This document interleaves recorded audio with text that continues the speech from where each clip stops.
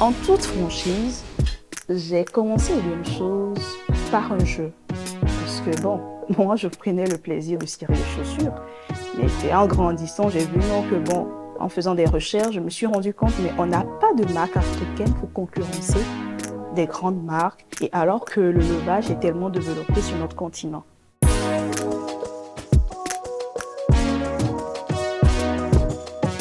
Bonjour Brut, ici Chao Esoe Odi, ingénieur en génie civil et Bespoke Shoemaker. Bienvenue dans mon monde, bienvenue à Edem Shoes, la première maison de luxe de chaussures ici au Togo. Ici, nous sommes en train de visiter la petite usine de fabrication des chaussures, c'est-à-dire ici, nous faisons juste le montage des chaussures. Ça va. La passion a commencé depuis l'enfance, tout en cirant les chaussures de mon père et en grandissant, j'ai toujours nourri cette passion. Mais après mon bac scientifique, mon père trouvait que c'est un métier qui ne pouvait pas nourrir son homme. J'étais obligée d'aller continuer mon cursus de génie civil au CFR, après au Maroc. C'est dans cette pièce que nous essayons de réfléchir sur la conception. Comment serait la semelle, comment serait la matière supérieure, la matière inférieure. Et une fois au Maroc, je tombe sur un pays qui est passionné aussi par la maroquinerie et dont l'histoire est basée aussi sur la maroquinerie et tout. Donc, je me suis dit que c'est l'occasion qui se présente. Donc, il faut impérativement que je saisis cette opportunité pour pouvoir, afin vivre ma passion, mon rêve. Ça, nous les appelons des cures exotiques. Ce sont des cures exotiques en matière de la maroquinerie. Nous avons deux types de cures. Nous avons des cures normaux, c'est-à-dire des cures de veau, des cures de mouton. Et les cures exotiques, nous avons des cures de croco, des cures d'iguane. Il nous arrive d'utiliser soit des cures de veau marron, noir. Ça dépend du modèle qu'on aimerait faire sortir et tout. Alors, comment est-ce qu'on arrive à savoir si c'est de la qualité en termes de cuir? Le cuir, c'est comme du pagne. Le cuir, c'est comme aussi de l'or et tout. Donc, quand vous êtes un professionnel, c'est très facile à l'œil de voir d'abord la texture du cuir, la brillance. Si le cuir brille trop, vous devez savoir que c'est du faux. Et quand le cuir ne brille pas trop, vous devez savoir que c'est de la bonne qualité. Mais aujourd'hui, sur le marché, les gens sont capables de vous présenter des cuirs qui ne brillent pas trop pour vous faire croire que c'est du vrai cuir.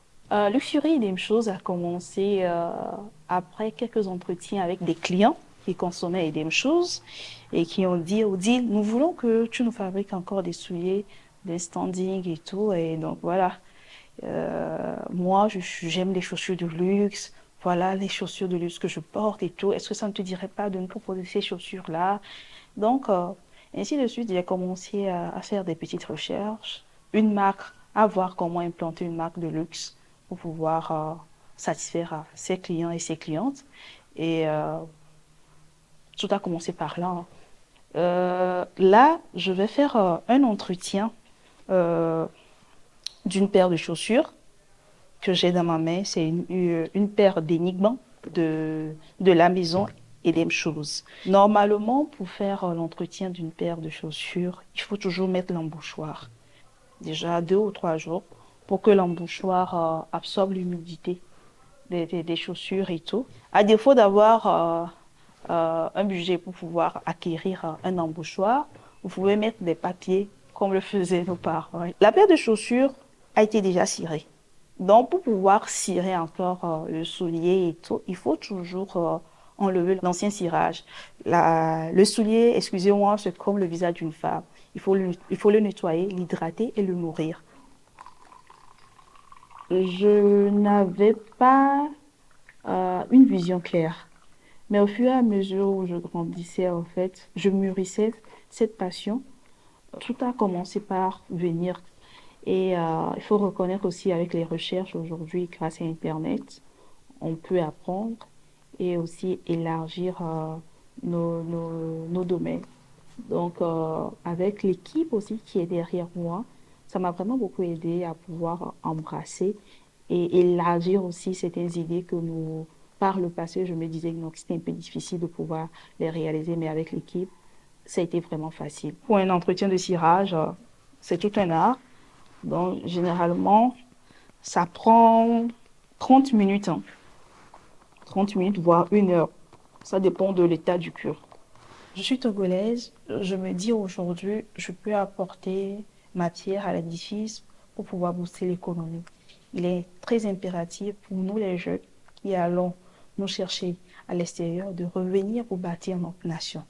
Vos chaussures, sont exportées dans combien de pays déjà? Aujourd'hui, je pourrais dire 7 pays. 7 pays. Nous avons les pays de la sous-région et aussi les pays de l'Europe et tout. Donc voilà. Ici, nous avons quelques modèles des premières chaussures que nous avons eu à fabriquer. Et ici, je me tiens devant Alejo. Alejo par rapport à sa forme. Et nous avons eu à travailler plus aussi sur des semelles. Les semelles ont une histoire ici à la maison luxurie, des choses. Au niveau de la semelle d'Alejo, nous avons essayé de représenter un peu le paysage d'Alejo avec un tableau abstrait. Donc, voilà. Et ici, c'est du cuir de veau premium. Et cette bottine a été patinée. Voilà. Nous avons travaillé un peu sur les eaux sombres et un peu claires. Donc, voilà. La paire de chaussures Alejo, aujourd'hui, vaut 950 000 francs. Nous produisons aussi des accessoires, des ceintures et tout. Donc, des ceintures qui vont de 120 000 à 186 000. Et par rapport aux chaussures, nous avons des chaussures de luxe de 495 000 à 1 500 000.